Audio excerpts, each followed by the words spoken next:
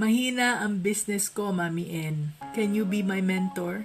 Tulungan mo po ako, sabi ni Connie. Well, madaming nagpapamentor, kaya lang kulang na ang oras ko. Kaya ang dami kong tinatanong bago ako tumanggap ng mentees ngayon. Pero mission ko kasi ang makatulong, kaya pinagkwento ko siya. Nagbebenta si Connie ng native na kakanin, barbecue, iba't ibang luto sa karinderya. Ngayon, dahil mahina ang benta, plano na niyang magbenta ng mga Japanese bento boxes, burgers at iba pa. Naku Connie, sabi ko sa kanya, ang tawag sa business strategy mo ay halo-halo strategy, pero hindi ka naman nagbebenta ng halo-halo. Sa business, dapat nakafocus ka. Alin ba sa mga business mo ang enjoy na enjoy ka at kumikita ka ng malaki? Sa kakanin, Mami N, sagot ni Connie. So, sino ba ang bumibili ng kakanin mo? Nasaan sila? Anong kakanin ang binibili nila sa iyo? Anong kakanin ang hinahanap nila na hindi mo pa binibenta? Saan? At kailan sila bumibili sa iyo? Paano mo silang binibentahan ng mas marami?